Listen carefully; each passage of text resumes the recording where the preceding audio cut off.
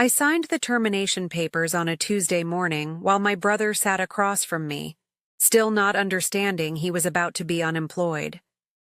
He thought we were finalizing the acquisition details. He thought he would stay on as a senior VP, maybe even keep his corner office with the view of the harbor. He had walked in joking about how we should celebrate later, maybe hit the old bar near our parents' place. I let him talk while my attorney arranged the documents in 3 neat stacks.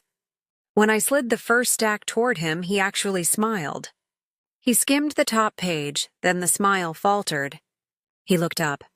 I kept my expression neutral, the way I had practiced staying calm for 10 years. The way I learned to stay calm the day I found out my full-ride scholarship letter never made it to my hands. The day my future got thrown in the trash as a prank. He said my name like a question. I told him to read page 4, section 12. Termination of all existing executive contracts upon change of ownership. His face went gray. I had spent 6 months arranging this acquisition, 3 weeks in due diligence, and exactly 4 hours deciding whether to actually go through with firing him. It took me about 4 seconds to sign. Growing up, my brother was the golden child by virtue of being first. 3 years older, naturally charismatic, the kind of kid who could talk his way out of anything. I was the quiet one, the one who studied while he partied, the one teachers said had potential while they said he had personality. Our parents loved us equally, I think, but they worried about me less. I had a plan. I had discipline. I had a 4.0 GPA and 3 varsity letters and a robotics team that made it to nationals. My brother had charm and mediocre grades and a string of girlfriends who all looked vaguely identical. He also had pranks. Endless, exhausting pranks. Short-sheeting my bed before academic decathlons. Replacing my shampoo with mayonnaise the morning of senior photos. Hiding my car keys when I had SAT prep. My parents called it brotherly love. They said I was too serious, that I needed to lighten up. They said he just wanted me to have fun. I wanted to go to MIT. I had wanted it since 8th grade. When I attended a summer engineering camp and saw the labs and met the professors and understood what it meant to be around people who built things that mattered. My guidance counselor said I was a strong candidate. My robotics coach wrote me a letter of recommendation he said was the best he had ever written. I applied early action. I checked the mailbox every day from mid-December through January. My parents said the letter would come, that I should be patient. My brother said I was obsessing, that I should go out more. He was home from his state school for winter break, sleeping until noon and playing video games in the basement. The letter never came. In February, I called the admissions office. They said the acceptance packet had been mailed January 15th. They suggested I check with my local post office. I did, nothing. I asked MIT to resend it. They did, but by then I had missed the deposit deadline, the housing lottery, the financial aid window. I ended up at the state school, the same one as my brother. Room deposit paid late, financial aid package half what MIT had offered. I took out loans. My parents covered what they could, the same amount they had given my brother. It was not enough. I worked 20 hours a week at the library and took a full course load and graduated in 4 years with honors and $15,000 in debt. My brother took 6 years and changed majors 4 times. It was not until the summer after my freshman year that I found out what happened. I was home doing laundry in the basement. I found an old box of my brother's stuff from high school, random junk he never bothered to unpack. Shoved at the bottom, underneath a stack of skateboarding magazines, I found the envelope. MIT Office of Admissions. My name. Opened. The letter inside torn in half, then crumpled, then smoothed back out like maybe he had second thoughts. The acceptance was still legible. So was the full-ride scholarship for academic merit and financial need. There was a sticky note attached in my brother's handwriting. It said, "Relax, it's just a prank. You were getting too stressed about this stuff." I did not confront him that day. I took the letter upstairs, made a copy, put the original in a fireproof safe. I was 19 years old, and I understood that anger without strategy is just noise. Instead, I finished my degree. I applied to every competitive internship I could find, sent out 200 applications in one semester. I got an offer from a mid-tier tech firm in Boston, took it, worked 80-hour weeks for 2 years. I documented every project, every success, every new skill. I was methodical. I was patient. My brother graduated eventually and moved back home. He bounced between sales jobs for a year, then announced he was starting a consulting company. Business optimization, he called it. Our parents were thrilled. They lent him seed money, $20,000 from their retirement fund. He rented a small office, hired 2 of his college friends, and started cold calling local businesses. I moved to San Francisco. I joined a startup as employee number 8, Equity and Ramen, the startup diet. I learned product development, operations, fundraising. I slept on a futon in a 3-bedroom apartment with 5 other people and saved every spare dollar. When the startup got acquired 3 years later, my shares were worth $400,000. I rolled it all into my own company, software for supply chain logistics, the least sexy sector in tech and also one of the most profitable. I hired people smarter than me. I listened more than I talked. I remembered every slight, every lesson, every time someone underestimated the quiet kid from the state school. My brother's consulting firm grew too. He had a knack for selling mediocre advice to desperate clients. By year 5, he had 15 employees and an office in a renovated factory building. He posted constantly on social media about hustle and grinding and disrupting industries. Our parents framed an article about him from the local business journal. I did not post on social media. I signed contracts. By year 8, my company had 200 employees and clients in 14 countries. I still read every quarterly report myself, still knew the names of everyone on my leadership team. I kept the MIT letter in my desk drawer at the office. Some days I did not think about it at all. Other days I took it out and reread the scholarship amount. Full tuition, room, and board for 4 years. Estimated value, $280,000. The debt I carried instead, $60,000 after aggressive payments.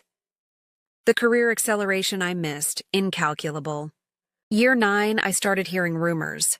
My brother's company was struggling. A few bad contracts, some clients who did not renew. He had overextended, hired too fast, signed a lease on a bigger office he could not afford. He posted through it, inspirational quotes about resilience and comebacks. Privately, I heard he was looking for a buyer or an investor.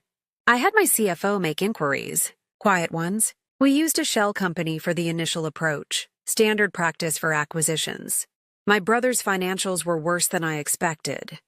He was 3 months from insolvency, held up by a line of credit from our parents and some creative accounting. His employees were good, though. Talented people stuck in a sinking ship. I made an offer. Fair market value, all cash, 60-day close. He accepted within a week. The day we signed, I used my real name on the documents for the first time. My brother did not notice until we were in the conference room. I had flown back to our hometown specifically for this. My attorney had advised a remote signing. I said no. Some things require being in the room. He walked in and stopped. Just stopped in the doorway staring at me. I was sitting at the head of the table because it was my table now. I nodded to the chair across from me. He sat slowly. He said, "You're the buyer?" I said, "Surprise." He laughed, that same easy charm reflex. He said this was crazy, that he had no idea my company was so big, that this was going to be amazing working together. He used the word synergy. I let him talk while the attorneys distributed documents.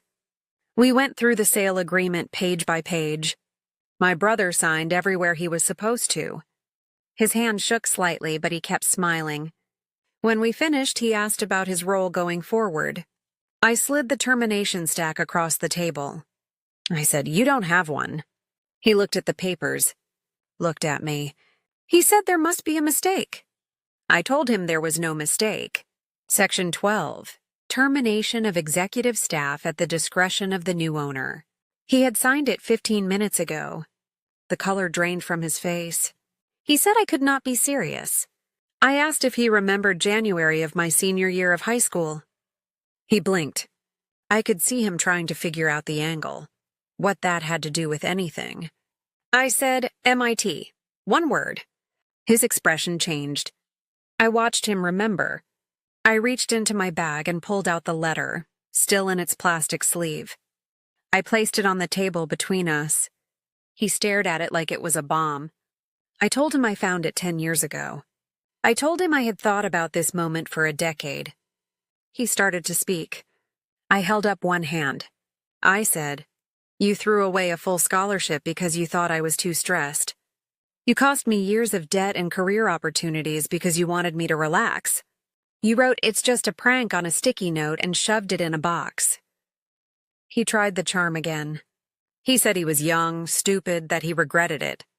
He said surely I was not firing him over something from high school. I let the question hang in the air. Then I said, "I'm firing you because your performance metrics don't justify your salary. The high school thing just makes it feel better." My attorney slid a severance agreement across the table. Standard 2 weeks pay, benefits through the end of the month, a non-disclosure clause. I had debated offering nothing, but I am not cruel. I am precise. My brother signed. His hand was definitely shaking now.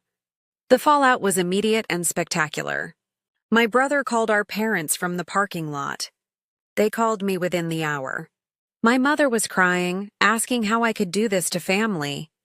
My father said I was being vindictive, that business and personal matters should stay separate. I asked if they knew about the MIT letter. Silence. I told them. I sent them a photo of it, the acceptance and the scholarship and the sticky note in their golden child's handwriting. I explained the math, the debt, the opportunity cost. My mother called back an hour later. She sounded different, smaller. She asked why I never told them. I said I did not want to be the son who needed his parents to fight his battles. I said I wanted to fight my own. My father did not call back for 3 days. When he did, he asked about the $20,000 they had lent my brother for his startup. I told him the company acquisition included all assets and liabilities. Their loan was now paid to them with interest. I had made sure of it in the contract. He was quiet for a long time. Then he said, "You didn't have to do that." I said, "I know." My brother tried to spin it on social media, a vague post about betrayal and family and how success changes people. It got some sympathy at first. Then one of his former employees posted a thread about unpaid overtime and mismanaged projects and how the acquisition had actually saved their jobs. Another employee shared stories about my brother taking credit for their work. The narrative shifted fast. People started asking questions. My brother deleted the post. Then he deleted his whole account for a while. I did not post anything. I sent an internal memo to all acquired employees welcoming them to the company. I kept every person who wanted to stay, gave them real equity, fixed the pay gaps. I promoted the employee who had been doing my brother's job without the title for 2 years. The company my brother built, or rather that his employees built while he took credit, integrated smoothly into our operations. Revenue increased 18% in the first quarter. Turned out good people do good work when they are actually supported. My brother moved to another city. I heard he got a mid-level job at someone else's firm. No more LinkedIn posts about disruption. Our parents visit him sometimes. They visit me too, more carefully now, like they are still figuring out who I actually am. I paid off their retirement loan to my brother with 10% interest, anonymously at first. My father figured it out. He sent me a check to return it. I did not cash it. I just sent it back with a note that said they had helped us both, and this was my way of balancing the scales. He kept the money. We have dinner once a month now, my parents and me. We do not talk about my brother much. We talk about my company, their garden, my mother's book club. It is easier than it used to be. I still have the MIT letter in my desk. Sometimes I take it out and think about the version of my life where I opened it on time, where I went to Boston at 18 with a full ride and no debt. I think about who I might have become on that path. Then I think about who I became on this one. Scrappy, resilient, self-made in the truest sense, not the inspirational post sense. I think about the 80-hour weeks and the futon in San Francisco and the 200 job applications. I think about learning to trust evidence over emotion, strategy over anger. I do not know if I would trade it. The scholarship would have been easier. This path made me sharper. My company is valued at $40 million now. I have 300 employees across 8 offices. I still read the quarterly reports myself. I still know my leadership team's names and their kids' names, and I make sure no one works unpaid overtime. Last week, I established a scholarship fund. Full ride for students from state schools who show exceptional grit and innovation. Need-based, merit-based. The application does not ask about family connections or legacy status. Just what you have built and what you plan to build next. I named it after my robotics coach from high school, the one who wrote the recommendation letter. He cried when I called to tell him. He is on the selection committee now. I have not spoken to my brother in 2 years. I do not hate him. I do not think about him much at all anymore. He was a chapter in someone else's story, a plot point that made the protagonist stronger. I got what I needed from that chapter. Revenge, I learned, is not confrontation. It is becoming so successful that the person who wronged you becomes a footnote. I'm writing this from my office, the one with the view of the bay. It is evening and the city is turning its lights on one building at a time. My desk is clean except for a coffee cup and a framed photo of my robotics team at Nationals. We are holding our robot above our heads, 17-year-old faces bright with victory. I keep the MIT letter in the drawer now, not on top of the desk. Some days I forget it is there. The coffee is still hot. The city is still bright. Patience pays compound interest.